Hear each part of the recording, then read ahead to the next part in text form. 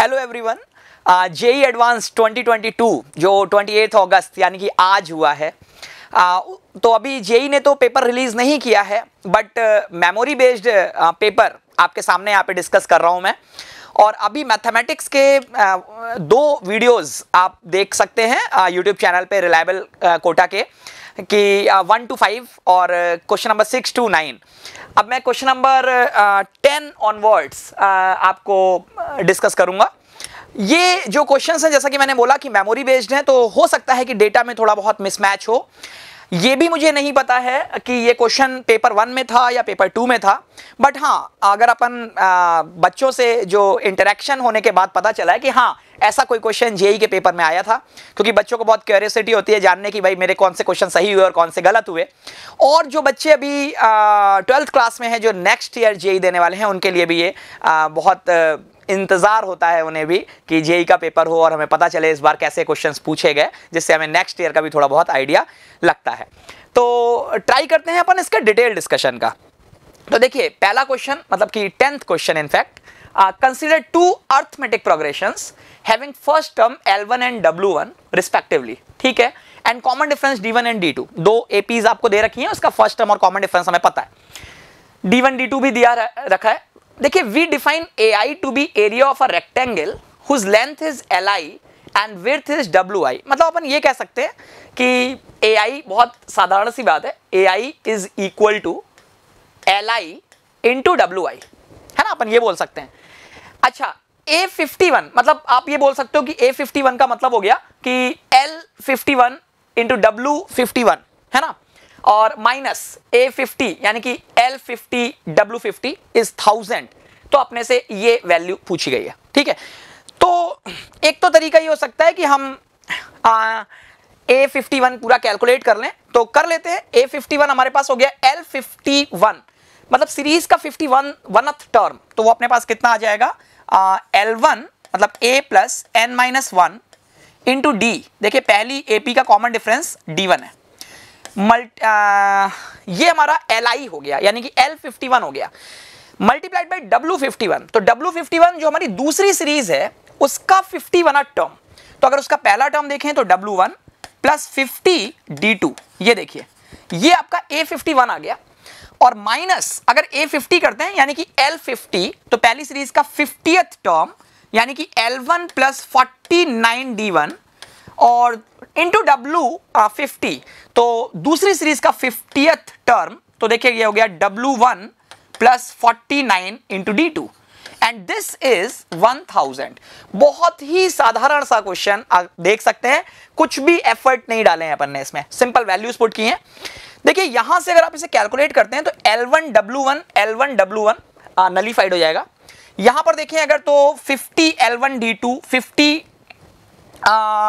D1 W1, ठीक है, ये आएगा। और यहां पर अगर अपन देखें तो 49 L1 D2 और 49 W1 D1 ऐसा कुछ आएगा। तो अगर मैं इसको एक बार में लिखने का प्रयास करूं तो it is something like 50 cancel out हो जाएगा, L1 D2 plus W1 D1, ये देखिए, है ना, L1 W1 दोनों कट गए और बाकी ये।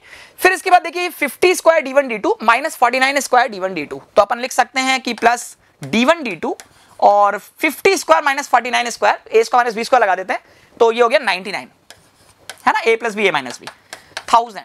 ये देखिए D1 D2 क्वेश्चन के अंदर आपको ऑलरेडी देखा है 10, तो अगर मैं इसको यहां से हटा दूं तो ये 990 हो गया और यहां पे केवल 10 बचा, ठीक है, 1000 माइनस 990। ये अपने को L1 D2 plus W1 D1 की वैल्यू मिल गई, ठीक है। मतलब जो गिवन इंफॉर्मेशन थी उससे मुझे ये कैलकुलेट हो गया। अब मुझे चाहिए क्या है, A100 माइनस A90। तो अगर मैं A100 की बात करूं यानी कि मेरे को चाहिए है L100 इंटू W100। L100 क्या आएगा, L1 plus 99 D1 into W1 plus 99 D2। ये देखिए, ये आपका वैल्यू निकल के आ गई A100 की, because A100 is L100 into W100। तो पहली सीरीज का 100 नंबर का टर्म इंटू दूसरी सीरीज का भी 100 नंबर का टर्म, और माइनस हमें कैलकुलेट करना है A90 मतलब L90, तो पहली सीरीज का 90th टर्म, देखिए ये कितना आएगा, L1 प्लस 89 D1 और दूसरी सीरीज का भी 90th टर्म, तो W1 प्लस 89 D2। ये देखिए हमें ये कैलकुलेट करना है, बहुत ही सिंपल सी बात है। अगर अपन इसे कैलकुलेट करें तो L1 W1 यहां पे भी नलीफाइड हो जाएगा, यहां पर अपने पास आएगा 99 L1 D2 plus 99 D1 W1, ये देखिए, और यहां पर आएगा 89, तो वो एक सिंगल टाइम बचेगा, है ना, 90 माइनस 89, 99 यहां पर अपने पास आएगा 10 टाइम्स, है ना, यहां पे 10 आ जाएगा। ठीक है भाई, यहां पर 99 का कॉफिशिएंट है और यहां 89 कॉफिशिएंट है। अच्छा, यहां पर फिर कितना आएगा, यहां पे देखिए 99 square D1 D2 minus 89 square D1 D2, तो अगर मैं D1 D2 कॉमन निकाल लूं तो ब्रैकेट के अंदर आएगा 99 स्क्वायर माइनस 89 स्क्वायर, तो a माइनस बी कितना हो गया 10, और अगर a प्लस बी करें तो 188 हो गया। ये देखिए, ठीक है। अब देखो भाई, L1 D2 plus W1 D1 मुझे ऑलरेडी पता है, ये मैं 10 निकाल चुका हूं, तो 10 इंटू 10 ये 100 हो गया, तो देखिए ये आपका 100 निकल के आया, और प्लस D1 D2 मुझे 10 पता है, तो देखिए ये कितना आ गया 18800। ये देखिए, तो 18800 और एक 100, 18900। मतलब देखो बहुत ज्यादा सिंपल क्वेश्चन, मतलब अगर अपन कहें तो ये प्रॉपर 10th क्लास की जो अर्थमेटिक प्रोग्रेशन हम पढ़ते हैं उससे ज्यादा कुछ भी नहीं है। प्रॉपर जेईई एडवांस का क्वेश्चन है, बट 10th क्लास की मैथमेटिक्स पढ़ने वाला बच्चा भी इसे सॉल्व कर सकता है कंफर्टेबली। अच्छा, फिर आते हैं अपन क्वेश्चन नंबर 11 के अंदर। देखिए 11 में एक आपके पास ये दे रखा है 1 to E इंटीग्रेशन, ये कहानी बना के रखी है 1। तो इसमें पूछा गया है कि ऑप्शंस कुछ इस टाइप के पूछे गए थे कि पॉसिबल वैल्यू ऑफ a, मतलब अगर ये इंटीग्रेशन की वैल्यू 1 है तो a की वैल्यू पे कमेंट करना था, है ना, कुछ इस टाइप का क्वेश्चन है। तो देखो मैं इसमें सबसे पहले इंटीग्रेशन करने का प्रयास करता हूं। तो देखो यार, अगर मैं यहां पे सब्स्टिट्यूशन की बात सोचूं तो बहुत मेरा क्लियर विजन है कि इनडेफिनेट इंटीग्रेशन में भी अपन बोलते हैं कि कहीं भी किसी इंटीग्रेशन के अंदर कॉम्पोजिट फंक्शन है तो हम उसके कॉम्पोजिट बिहेवियर को लूज करने का प्रयास करते हैं कई बार। यहां पर देखें तो देखिए a माइनस ln x की पावर 3/2 और होल स्क्वायर, ये पूरा एक कॉम्पोजिट फंक्शन है। अगर मैं यहां पर ln x को t ले लेता हूं तो ठीक है, बहुत बढ़िया बात है, ln x को t लेंगे तो 1/x आपका यहां से निकल जाएगा dx के साथ। या फिर अगर मैं इस ln x की पावर 3/2 को t ले लेता हूं तो 1/x तो निकलेगा ही, साथ में ln x की पावर हाफ भी dx के साथ निकल जाएगा। या फिर आप कह सकते हो मैं इस पूरे को भी अगर t ले लूं तो कोई फर्क नहीं पड़ेगा क्योंकि ये एक कांस्टेंट है ना। तो चलो भाई ट्राई करते हैं क्या होता है, देखते हैं। देखिए ये अपने पास आया a माइनस ln x की पावर 3/2। देखिए इसको मैंने t सपोज किया, अब देखो भाई ये कितना आएगा, ये अपने पास आ गया माइनस 3/2 ln x की पावर 1/2 और चेन रूल से 1/x और आ गया, dx is equal to dt, right. तो देखिए यहां पर आपका ये पूरी जो क्वांटिटी है, ये देखिए ये पूरा हमारा कितना बन गया, आप कह सकते हो 2/3 को यहां ले आते हैं तो ये निकल के आ गया इंटीग्रेशन, इसकी जगह अपन रख देते हैं, कितना रखेंगे भाई, -2/3 dt, ठीक है, -2/3 dt ये रख दिया। और ये क्वांटिटी बची हुई है, ये t अपन ने लेट किया था, t स्क्वायर नीचे लिख देते हैं, या t की पावर -2, ठीक है। ये अगर आप कैलकुलेट करेंगे तो काफी साधारण, मतलब आप देखिए कितना सिंपल इंटीग्रेशन है, हमने सिर्फ एक सिंपल सा फंडा लगाया कंपोजिट बिहेवियर का, और ये आपका -2/3 और ये हो गया t to the power -1 divided by -1। ये देखिए मतलब 2/3 t की पावर -1 या 2/3t बोल देते हैं। आप चाहें तो लिमिट t की लगा दें या फिर t की वैल्यू रिप्लेस करके x की लगा दें, जैसा आपकी इच्छा। बट हाँ, अपन प्रेफर करते हैं कि जैसे ही हम कोई सब्स्टिट्यूशन करते हैं तो हम लिमिट भी नए वेरिएबल की लगा लेते हैं, जिससे बैक ट्रैकिंग नहीं करनी पड़ती है। तो जब हमने इसको t लेट किया था, इस क्वांटिटी को t लेट किया था, तो देखिए जब x को 1 पुट करेंगे तो ये पूरा a स्क्वायर आएगा, आप देखिए ये a स्क्वायर आएगा, राइट। और अगर हम x को e पुट करेंगे e, तो देखिए ये पूरी क्वांटिटी 1 हो जाएगी, तो ये a-1 का स्क्वायर आएगा, देखिए a-1 का स्क्वायर हो गया,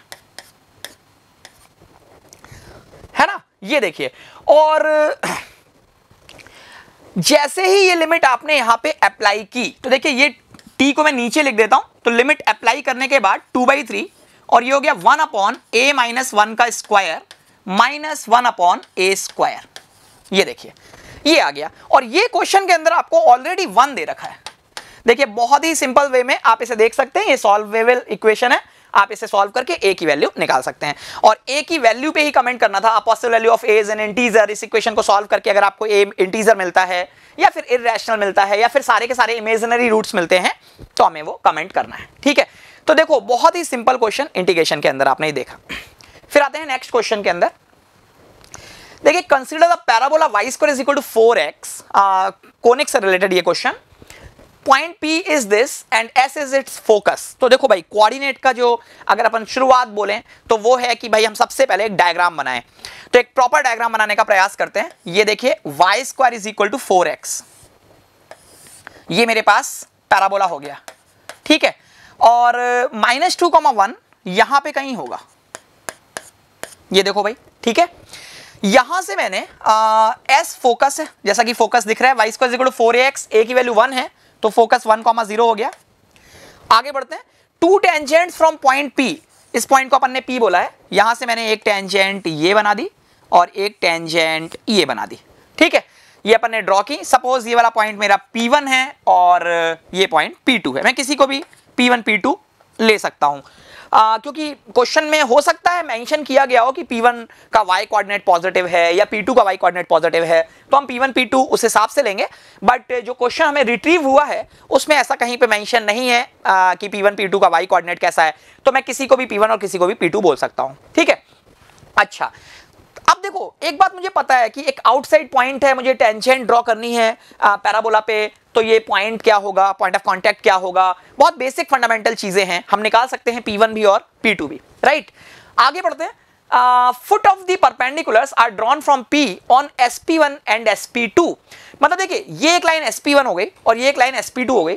SP1 और SP2 पे हमने पॉइंट P से परपेंडिकुलर्स ड्रॉप किए। बहुत ही सिंपल देखिए बात है, बस थोड़ा सा क्वेश्चन बड़ा हो रहा है कि अगर मैं SP1 लाइन की इक्वेशन निकालूं तो मुझे अगर P1 पता है तो ये भी पता है, तो मुझे लाइन की इक्वेशन मिल जाएगी। लाइन की इक्वेशन मिल गई, मुझे P पॉइंट पता है तो मैं फुट ऑफ द परपेंडिकुलर निकाल सकता हूं, और बल्कि P पॉइंट की उस जो लाइन सेगमेंट है उससे कितनी डिस्टेंस है वो भी अपन निकाल सकते हैं। तो ऐसी कुछ कहानी यहां पे कही गई है। Foot of perpendiculars are drawn from P on lines SP1 and SP2 and if foot of the perpendiculars are Q1 and Q2, है ना, let's say, then Q1 Q2 के बीच की दूरी निकालनी है, या फिर दोनों ऑप्शंस में Q1 Q2 की वैल्यूज दे रखी हैं, कौन सा सही है देखना है। PQ1 निकालना है तो PQ1 क्या हो जाएगा, P तो ये वाला पॉइंट है और Q1 मेरा एक Q1 foot of the perpendicular, तो एक पॉइंट की एक लाइन से डिस्टेंस कैसे निकालते हैं। तो देखिए अगर आप इस पूरे क्वेश्चन का एक फील लें तो क्वेश्चन छोटे छोटे से कई पॉइंट से मिल करके बना है कि पहले आउटसाइड पॉइंट से टेंजेंट के इक्वेशंस कैसे निकाल सकते हैं, पॉइंट ऑफ कांटेक्ट कैसे निकाल सकते हैं, है ना। तो चलो शुरू करते हैं। देखो मैंने सपोज कर लिया कि P1 पॉइंट मेरा 8T1 स्क्वायर 2AT1 है ना। तो A कितना है, 1 है, तो T1 स्क्वायर 2AT1, राइट। फिर मैं यहाँ पे टेंजेंट की इक्वेशन लिख देता हूँ, ठीक है। तो रिप्लेसमेंट थ्योरी लगा देते हैं। y स्क्वायर को y1 से रिप्लेस किया तो देखिए आएगा y इंटू 2T1, राइट, ठीक है, is equal to 4 into x plus x1 by 2, तो x plus T1 square by 2, तो बाई 2 क्या करेगा, ये लीजिए, ठीक है। ये मेरी टेंजेंट आ गई और ये -2 1 से जा रही है ना। तो x को अगर मैं -2 पुट करता हूं, ये देखिए -2 पुट करता हूं, ये लो भाई, और मैंने y को पुट किया 1, ये लो, तो ये इक्वेशन बैलेंस होगा, है ना। देखो ये कितना सिंपल सा इक्वेशन बन गया, आप इसे देख सकते हैं। ये इक्वेशन बन गया T1 square minus T1 -2 is equal to 0, और यहां से T1 के दो खूबसूरत से वैल्यूज आ गए। देखिए ये कितना आ गया, 2 एंड -1, T1 का वैल्यू आ गया 2 एंड -1, ठीक है। तो एक बार चेक कर लेते हैं, 2 and -1, sum of the root हमारा 1 है और प्रोडक्ट -2, राइट, ठीक है। जैसे ही T1 के दो वैल्यूज आए तो मेरे पास P1 और P2 पता चल गया। भाई अपन कह सकते हैं कि P1 की वैल्यू अगर मैं T1 को सपोज 2 रखता हूं तो देखिए यहां पे ये आ गया आपके पास 4,2, है ना, सॉरी 4, कितना आ जाएगा, T1 को 2 रखेंगे तो 4,4, ठीक है, ये आ गया देखिए 4,4। और अगर मैं T1 को -1 रखूंगा तो ये आएगा 1,-2, तो ये वाला पॉइंट 1,-2 हो गया। तो जैसा कि मैंने भी आपसे थोड़ी देर पहले बोला था कि अगर क्वेश्चन के अंदर मेंशन होगा कि P1 का y कोऑर्डिनेट पॉजिटिव है या P2 का y कोऑर्डिनेट पॉजिटिव है तो उसके बेसिस पे आप P1 P2 नेम भी कर सकते हो, ठीक है। बट एज सच अपन ने इस क्वेश्चन के अंदर फिलहाल ऐसा कुछ भी मेंशन नहीं किया है, तो आप किसी को भी P1 P2 लिख दीजिए, चलेगा। अच्छा अब तो कुछ बचा ही नहीं इस क्वेश्चन में। आप देखिए ये P1 और ये S, मैं इस लाइन को अगर ज्वाइन करूं, ये देखो मैं एक अलग से डायग्राम बना के दिखा देता हूं आपको जिसमें क्लैरिटी रहे, मतलब it is something like this. ये देखिए ये आपका एस है ना 1 0, और ये आपके पास पॉइंट है 4 4। ये देखो ये मेरा P1 हो गया, ठीक है, और ये मेरा पॉइंट है P। देखो कितना स्टैंडर्ड क्वेश्चन हो गया। अब P पॉइंट से आप एक परपेंडिकुलर ड्रॉप कर रहे हैं, है ना, इसको मैंने Q1 बोला है। ये देखिए तो PQ1 निकालना है, तो PQ1 ये देखिए तो PQ1 कैसे निकालेंगे, अपन लाइन की इक्वेशन निकाल लेते हैं SP1 की। तो लाइन का अगर आप स्लोप देखें तो देखिए कितना आ रहा है 4/3, और 1 0 से पास हो रही है, तो आप सीधे सीधे इस लाइन की इक्वेशन लिख सकते हैं y बराबर 4/3x माइनस 4/3, x बराबर 1 पे y 0 आ रहा है क्योंकि, ठीक है, या फिर आप इसे ऐसे लिख दो भाई 4x माइनस 3y माइनस 4 बराबर 0, ठीक है भाई। अच्छा अब मेरे को PQ1 की लेंथ निकालनी है, तो अपन क्या करेंगे भाई ax1 plus by1 plus c upon under root a square plus b square. तो मैंने -2 यहां पुट किया, देखिए -8 और -3 मतलब -11 और -4 यानी कि -15/5, तो लो भाई ये 3 आ गया, ठीक है। ये देखिए यहां से आपका PQ1 की लेंथ 3 आ गई, अपना पहला काम बन गया। तो जैसे ही मेरा PQ1 का वैल्यू 3 आया है ना, तो मेरा एक तो ये ऑप्शन आ गया। अब मेरे को क्या निकालना है, Q1 Q2 निकालना है। तो यार देखो Q1 का वैल्यू क्या आएगा, कोऑर्डिनेट क्या आएगा, ये तो बहुत आसानी से निकाला जा सकता है भाई। मैंने इस लाइन की इक्वेशन निकाल ली, देखो इसका स्लोप अगर मैं देखूं तो 4/3 है। वैसे फुट ऑफ द परपेंडिकुलर आप फॉर्मूला भी लगा सकते हो आप चाहो तो, बट मैं फिर से बेसिक से बात कर रहा हूं कि अगर आपको बिल्कुल बेसिक एलिमेंट्री नॉलेज है तो भी आप क्वेश्चन को नेल डाउन कर सकते हैं। तो देखिए इसका स्लोप 4/3 है, तो इसका कितना हो गया -3/4। तो अगर मैं इसकी इक्वेशन लिखूं तो देखिए ये अपने पास आ गई y -1, क्योंकि ये लाइन -2, 1 से जा रही है, तो y -1 is equal to slope. देखिए इसका स्लोप -3/4 आ गया, तो -3/4 into x minus x1, x1 कितना आ गया, x1 हो गया +2। ये देखिए, ठीक है, ये मेरे पास एक इक्वेशन आ गई इसकी, और इसकी इक्वेशन मुझे पता है, इनका इंटरसेक्शन निकालना है। तो देखो पहली लाइन से यहां से मेरा 1 -3/4 इंटू x + 2, ये देखिए y का वैल्यू आ गया, और यहां से y का वैल्यू ये लिखा हुआ है, ये देखिए 4/3x माइनस 4/3, 4/3x माइनस 4/3, ठीक है। आप इसको सॉल्व करिए और x निकालिए, तो देखो ये आपके पास आया 1 - 3/4x minus 3/2, this is equal to 4/3x minus 4/3, ठीक है। अब 1 - 3/2 कितना हो गया, -1/2 हो गया, ये खत्म हो गया। 4/3 को यहां ले आते हैं, तो देखिए ये हो गया 4/3 माइनस 3/4 इंटू x बराबर, देखिए 1/2 माइनस 4/3 हो जाएगा, है ना, 1/2 माइनस 4/3, 1/2 माइनस 4/3 कितना आएगा, -5/3। चेक कर लो यार, 1/2 माइनस 4/3 है ना, -5/3 हो गया। और आप चाहें तो इसे 16 - 9, 16 - 9 कितना हो जाएगा, 7/12 आ जाएगा। तो x की वैल्यू कितनी आ गई, -60/21। ये देखिए, तो ये आपका Q1 पॉइंट का x कोऑर्डिनेट आ गया, और अगर x आ गया तो मैं y निकाल सकता हूं x रख के। देखिए मेरा Q1 पॉइंट आ गया, ठीक है। अब मुझे Q2 चाहिए है, तो Q2 अपन कैसे निकालेंगे, ये मेरे पास एक दूसरी SP2, ये मेरे पास एक लाइन हो गई, इस लाइन पे P से परपेंडिकुलर ड्रॉप करके Q2 निकालना है। तो अगर आप फुट ऑफ द परपेंडिकुलर का फॉर्मूला लगाना चाहते हो तो फुट ऑफ द परपेंडिकुलर का फॉर्मूला लगा के आप Q1 Q2 आराम से निकाल सकते हैं, और जैसे ही Q1 Q2 आ गया तो आप Q1 Q2 के बीच की डिस्टेंस कैलकुलेट कर सकते हैं। हो सकता है कि अभी यहां पर जो ऑप्शंस हैं उसमें कहीं कुछ मिसमैच हो, है ना, कैलकुलेशन हो सकता है ज्यादा हो इस क्वेश्चन के में, हो सकता है कम हो, है ना, अपन ने जो डेटा ले रखा है उसके हिसाब से कैलकुलेशन ज्यादा हो रहा हो, क्योंकि कोऑर्डिनेट के अंदर ये बहुत मैटर करता है कि डेटा क्या है ना। अगर डेटा थोड़ा बहुत इधर उधर हो गया तो कैलकुलेशन में बिकम ट्विस्टिंग, है ना। तो यहां पर ये अपना क्वेश्चन कंप्लीट होता है। अगर आप एक बार इसकी समरी लें वापस से, तो अपन ये बोल सकते हैं कि भाई मेरे पास पैराबोला था, आउटसाइड पॉइंट से मैंने 2 टेंजेंट ड्रॉ की। तो सबसे पहले मैंने थ्योरी में अपन पढ़ते हैं तो पॉइंट ऑफ कांटेक्ट निकालना हमें आता है, हमने पॉइंट ऑफ कांटेक्ट कैलकुलेट किया बेसिक से। जैसी पॉइंट ऑफ कांटेक्ट आया हमने SP1 SP2 की इक्वेशंस निकाल सकते हैं, 2 पॉइंट पता है, लाइन की इक्वेशन आ जाएगी। लाइन आ गया, ये पॉइंट पता है, पॉइंट से लाइन पे परपेंडिकुलर ड्रॉप करना है, फुट ऑफ द परपेंडिकुलर का आपको कोऑर्डिनेट निकालना है, लेंथ ऑफ परपेंडिकुलर निकालना है। 2-3 चीजें आपने बेसिक सी एक साथ एक सिंगल क्वेश्चन में लगाई हैं। जेईई एडवांस के अंदर ऐसा जनरली देखा जाता है कि मल्टीपल कांसेप्ट्स एक ही क्वेश्चन में लगाने की प्रयास किए जाते हैं, खासतौर पे multi choice multi correct questions के अंदर, है ना। अच्छा, फिर देखिए अपन आते हैं ये नेक्स्ट क्वेश्चन नंबर 13। देखिए इसमें आपके पास ये fn एक फंक्शन दे रखा है, fn - n is equal to this, ये एक सीरीज दे रखी है, ठीक है। तो n tends to infinity fn निकालना है। तो देखो सबसे पहला काम तो आपका ये होगा कि अपन fn को पहले कैलकुलेट करें, क्योंकि ये आपको एक सीरीज सी दिखाई दे रही है। तो अगर मैंने fn कैलकुलेट कर लिया तो फिर उसमें लिमिट लगाना एक दूसरा काम, वही जो अभी अपन थोड़ी देर पहले बोल रहे थे कि एक कंसेप्ट लगाएं, पहले सीरीज सॉल्व करते हैं और फिर सीरीज सॉल्व करने के बाद उसमें लिमिट अप्लाई करते हैं। तो देखिए अपन इस पे काम करते हैं, है ना, इस वाले पार्ट पे सीरीज को सॉल्व करते हैं। तो देखो यार, इसमें पहले तो मैं इसका जनरल टर्म लिखने की कोशिश करता हूं, क्योंकि ये एपी जीपी एचपी ऐसी कुछ तो दिख नहीं रही, तो या तो ये टेलीस्कोपिक सीरीज बन जाए। तो पहले जनरल टर्म लिखते हैं, फिर देखते हैं क्या होता है।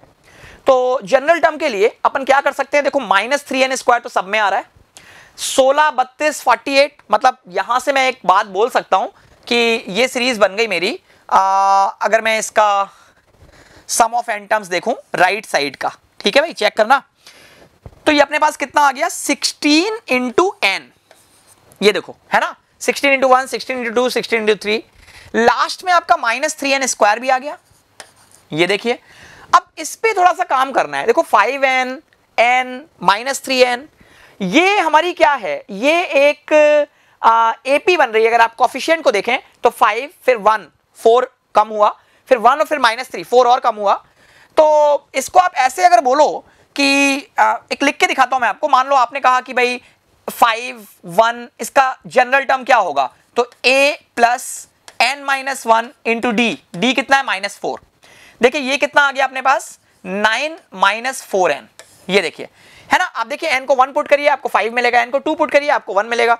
तो लो भाई, ये अपने पास क्या आ गया, +9 -4n इंटू n, ठीक है, और डिवाइडेड बाई, नीचे आते हैं तो देखो 3n² सब में लिखा हुआ है। देखो 4n 8n 12n, यानी कि 4n into 1, 4n into 2, 4n into 3। तो अगर आप इसका जनरल टर्म लिखें तो एक काम करते हैं, जो अपन जनरल टर्म लिख रहे हैं, क्योंकि n ऑलरेडी क्वेश्चन में लिखा है, तो अपन इसका rth टर्म लिखते हैं, है ना, क्योंकि अगर nth टर्म लिखेंगे तो थोड़ा कंफ्यूजन हो सकता है। तो अपन rth टर्म अगर लिखें तो ये जो 16n है, इसको मैं 16n नहीं लिखता बल्कि 16r लिखता हूं, है ना, 16r, ठीक है। और यहां पर भी ये मैं r लिख देता हूं इसको, है ना, ये देखिए, और -3n² तो एज इट इज रहेगा। ऐसे डिनोमिनेटर में 4n into 1, 4n into 2, 4n into 3, तो 4n इंटू r लिख देते हैं, ठीक है भाई, 4n इंटू r, है ना, क्योंकि n ऑलरेडी क्वेश्चन में दे रखा है तो अपन ने वेरिएबल चेंज कर दिया, r ले लिया, ठीक है, और प्लस 3n², ये देखो, ठीक है। ये मेरे पास ये इस सीरीज का जनरल टर्म आ गया। फिर मैं इसका सिग्मा कर दूं, है ना, तो यहां पे मैंने सिग्मा लगा दिया, ये देखो, और r की वैल्यू कहां से शुरू करेंगे, 1 से शुरू करेंगे, और अप टू n टर्म्स, तो क्लियरली मेंशन्ड है कि n टर्म्स, तो अप टू n जाएगा, ठीक है। अब देखो ये कितना आ गया, ये जो लिखा हुआ है उसको देखना, 16r। देखो अगर थीम की बात करूं, मैंने किया क्या, तो मैंने कुछ भी नहीं किया, मैं सीरीज को सॉल्व करने के लिए मैंने इसका जनरल टर्म निकाला है बस, कि भाई इसका rth टर्म क्या होगा, और उसका सिग्मा डाल दिया। अब इसे सिंप्लीफाई कर रहे हैं, है ना, दैट्स इट। अभी तक की कहानी जो है वो ये है। फिर देखिए ये कितना आ गया, 9n -4nr -3n²। अच्छा, एक ब्यूटी आप देख सकते हैं, 4nr और 3n² नीचे भी है, तो अगर मैं यहाँ पे माइनस कॉमन ले लूं, ये देखिए ऐसे, ठीक है, और डिवाइडेड बाई 4nr, है ना, और प्लस 3n², ये देखिए, और यहां पे समेशन लगा हुआ है, r is equal to 1 to n। यहां एक बात नोटिस करो कि अगर मैं इसको यहां से हटाऊं और सेपरेट कर लूं, -1 कर लूं, है ना, -1 कर दूं भाई, दिस अपॉन दिस, तो -1 हो जाएगा। अब यहां r को 1 से आप n तक लेके जाओगे तो वो -1 n टाइम्स होगा, तो वो -n हो जाएगा। अच्छा, ब्यूटी ये है कि यहां लेफ्ट हैंड साइड भी fn -n लिखा है, तो इस स्टेज में मैं काम करता हूं, मैं लिख देता हूं fn, देखिए fn -n, तो मैंने लिखा fn is equal to this thing, ये कट गया भाई, वो जो -n था वो राइट साइड में जो -1 आएगा वो n टाइम्स वो कट गया उससे, तो आपका डायरेक्टली fn आ गया, ठीक है। आपको fn ही निकालना था। अच्छा, अब यहां पर आप एक काम करिए, देखो ये आपके पास फंक्शन दिख रहा है, ये बहुत ही स्टैंडर्ड क्वेश्चन हो गया। देखिए r is equal to 1 to n, खास बात यह है कि n टेंड्स टू इंफिनिटी है। अपन जब पढ़ाई करते हैं क्लास के अंदर तो भी हम लोग बात कर रहे होते हैं, जब कोई सीरीज होती है तो कैसे पहचानेंगे कि वो सीक्वेंस एंड सीरीज का क्वेश्चन है या फिर वो डेफिनेट इंटीग्रेशन का क्वेश्चन है, क्योंकि डेफिनेट इंटीग्रेशन में भी हम लिमिट एज अ सम की बात कर रहे होते हैं, तो वहां पर बात होती है कि कंटिन्यूअस सम और डिस्क्रीट सम। तो यहां आप देख करके आसानी से पता कर सकते हैं कि देखिए नीचे n² है और ऊपर ये आपका n है, यानी कि ये जो ओवरऑल वैल्यू है, अगर कोई पर्टिकुलर टर्म की बात करेंगे तो वो 0 को टेंड कर रहा है, ये कंटिन्यूअस सीरीज है, यानी कि डेफिनेट इंटीग्रेशन का सवाल हो गया।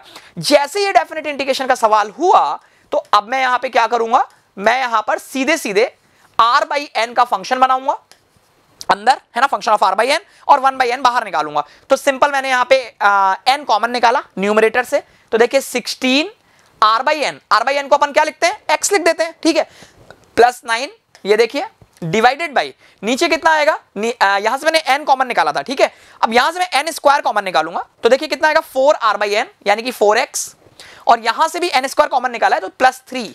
अब देखिए आपने ऊपर से n कॉमन निकाला, नीचे से n स्क्वायर कॉमन निकाला, तो अल्टीमेटली 1 बाई n बचा, और 1 बाई n को अपन ने लिख दिया dx। और ये जो सिग्मा है ये मेरा इंटीग्रेशन का काम करेगा, तो आप इसे हटा करके इंटीग्रेशन लगा सकते हैं, और जैसे ही आपने इंटीग्रेशन डाला तो आप लिमिट लगाएंगे r बाई n की, चूंकि r 1 से n जा रहा था तो r बाई n 0 से 1 जाएगा, तो देखिए आपने लिमिट डाली 0 से 1, देखिए ये आपका इंटीग्रेशन हो गया, है ना। ये अगर अपन कैलकुलेट करें तो देखिए ये कितना आएगा 4x प्लस 3 और 16x प्लस 9, तो अगर अपन इसको 9 को 12 माइनस 3 लिख लें तो इसका 4 टाइम्स है, ये देखिए ये कितना हो गया 4 माइनस, है ना, इसका 4 times minus 3 upon 4x plus 3, और देखिए यहां पे इंटीग्रेशन 0 to 1, राइट। देखिए यहां से ये कितना आ गया 4, पहला वाला पार्ट 4 हो गया 4x, और ये कितना आ गया minus thrice of ln 4x plus 3, और जब आप लिमिट डालेंगे तो जब 1 लिमिट डालेंगे तो वो कितना आएगा 7, ये देखिए 7, और जब 0 लिमिट डालेंगे तो वो 3 हो जाएगा, तो माइनस लॉग 3 यानी कि 7/3। ये देखिए, तो आपको कुल मिलाकर के ये एक पूरी सीरीज दी गई थी और आपको limit n tends to infinity fn निकालना था। तो देखो कई बार ऐसा होता है कि क्वेश्चन में एकदम से अप्रोच नहीं बनती, धीरे धीरे आप क्वेश्चन करते हैं और पता चलता जाता है कि भाई देखो इसमें क्या क्या कंसेप्ट यूज हो रहे हैं। जैसे पहले मैंने सिंपल यहाँ पे जनरल टर्म निकाला, जनरल टर्म को सिग्मा के फॉर्मेट में लिखा, जैसे ही सिग्मा के फॉर्मेट में लिखा तो मैंने देखा कि यहां से n और राइट साइड से n कैंसिल आउट हो गया। फिर ये सिग्मा की सीरीज थी और इसमें डिनोमिनेटर में n की ज्यादा पावर थी न्यूमरेटर से, तो ये 0 को टेंड करता हुआ टर्म दिखा, यानी कि कंटीन्यूअस सीरीज है, यानी कि डेफिनेट इंटीग्रेशन है। फिर हमने डेफिनेट इंटीग्रेशन का r बाई n का कंसेप्ट लगाया, राइट। तो ये अपना 13 क्वेश्चन होता है कंप्लीट। अब आइए 14th क्वेश्चन। तो 14th क्वेश्चन के अंदर देखिए आपको एक ये लिमिट दी है और लिमिट को कुछ ऐसा b मेंशन किया गया है और आपसे 6 into b की वैल्यू पूछी गई है ना, ऐसा स्टूडेंट्स ने बताया 6 into b, मतलब अल्टीमेटली आपको इस लिमिट को सॉल्व करना है। तो देखो इसमें अपन क्या कर सकते हैं, लिमिट x टेंड्स टू 0 है, तो सबसे पहले तो मैंने ये sin स्क्वायर x हटाया और यहां पे x क्यूब कर दिया, कर सकते हैं, है ना। ये देखिए, अच्छा अब इसके बाद अगर अपन ऊपर एक्सपेंशन लगाएं तो ब्यूटी ये है कि नीचे x क्यूब है, तो मैं एप्रोप्रिएट एक्सपेंशन लगाऊंगा, तो e की पावर x क्यूब का मेरा एक्सपेंशन हुआ 1 प्लस x क्यूब, इसके आगे लिखने की जरूरत नहीं है, डिनोमिनेटर में x क्यूब है क्योंकि। अगर मैं यहां पे बात करूं तो यहां पे मैंने बाइनोमियल लगाया 1 माइनस एक्स क्यूब बाई 3, आगे लिखने की जरूरत नहीं है, ठीक है। फिर यहां पर अगर अपन देखें तो यहां पर हमने बाइनोमियल लगाया 1 प्लस एक्स स्क्वायर बाई 2, मुझे पता है अगला टर्म x की पावर 4 आएगा, वो लिखने की जरूरत नहीं है, और -1 लिखा हुआ है और इनटू साइन x, ये देखिए, और डिवाइडेड बाई x क्यूब, ये देखिए यहां से आप 1 कैंसिल आउट हो गया। आप देख सकते हैं x cube plus x cube by 3, यानी कि ये 4/3 x क्यूब हो गया, सेपरेटली डिवाइड कर सकते हैं क्योंकि ये फाइनाइट वैल्यू आ रहा है, तो ये आपके पास आ गया 4/3, ये देखिए, और वहां पर आपके पास कितना बचा देख सकते हैं, वो बचेगा 1 कट जाएगा, तो minus x square sine x by 2x cube, ये देखिए x क्यूब से x स्क्वायर साइन x खत्म हो गया, दिस इज 1/2, तो देखिए ये कितना आ गया 8 माइनस 3 5/6, ये देखिए 5/6। अब ये लिमिट की वैल्यू आ गई, 6 into b पूछा गया है तो वो 5 हो गया, है ना। इंटीजर टाइप क्वेश्चन ये बताया गया था कि ऐसा एक इंटीजर टाइप क्वेश्चन आया था, तो कई बार ऐसा होता है कि 6b पूछा गया है तो वो क्योंकि इंटीजर आंसर नहीं आ रहा है, या वैसे तो डेसिमल में भी ले लेते हैं कई बार आंसर। तो देखो यहां पर एक बात नोटिस करने की जरूरत है, अगर मैं आपको एक तेजी के साथ रिकैप दूं तो मैंने आपको 5 क्वेश्चन डिस्कस किए, कुछ टाइम कंज्यूमिंग हो सकते हैं, बट अगर कंसेप्ट की बात करें तो देखिए question number 10 very very straight forward question, मतलब आप कह सकते हैं कि ये प्रॉपर क्लास 10th की अर्थमेटिक प्रोग्रेशन अगर किसी बच्चे ने ठीक से पढ़ी है तो वो उसे सॉल्व कर सकता है, नथिंग स्पेशल। अगर मैं क्वेश्चन नंबर 11 की बात करूं तो देखिए, अगर किसी ने indefinite integration basic NCERT level पे भी चीजें फंडे के साथ पड़ी हुई हैं कि भाई एक तो होता है मैं रैंडम सब्स्टिट्यूट करता हूं चीजों को, एक है मेरे पास कंसेप्ट है कि मैं सब्स्टिट्यूट ऐसा क्यों कर रहा हूं, तो अगर वो लॉजिक है तो आप देखिए बहुत ही साधारण सा सवाल था ये भी। और अगर मैं इसके बाद बात करूं क्वेश्चन नंबर 12 की, तो ये डेफिनेटली थोड़ा कैलकुलेटिव क्वेश्चन है। तो क्वेश्चन के अंदर आप देखते हैं कि 18 क्वेश्चन आपके पास मैथमेटिक्स के अंदर आसपास होते हैं और मोटे तौर पे आप सवा घंटे लेके चलते हैं मैथमेटिक्स के लिए। तो अगर एक आध दो क्वेश्चन बीच में लेंथी फंसते हैं तो कोई बड़ा काम नहीं है, क्योंकि कई क्वेश्चन बड़े आसान भी होते हैं। फिर देखिए ये क्वेश्चन, तो ये क्वेश्चन फर्स्ट साइड में आप थोड़ा सा कंफ्यूज हो सकते थे कि ये सीक्वेंस सीरीज का क्वेश्चन है ना, या फिर सैंडविच का है, या फिर कुछ और कहानी चल रही है। बट जैसे ही आप करते हैं तो आपको डेफिनेट इंटीग्रेशन का बहुत स्टैंडर्ड क्वेश्चन नजर आता है।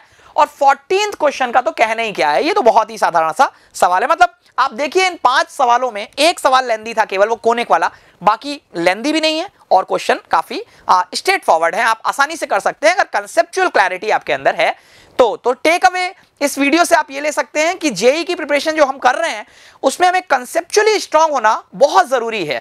बहुत ज्यादा प्रैक्टिस करना भी अच्छी बात होती है, प्रैक्टिस हमेशा अपने को परफेक्शनिस्ट की तरफ लेकर के जाती है, but conceptual clarity is the must. तो आई होप आपने ये वीडियो एंजॉय किया होगा। आगे वीडियोस अभी आपको और भी मिलेंगे 15 ऑनवर्ड्स क्वेश्चन के लिए। Okay, thank you.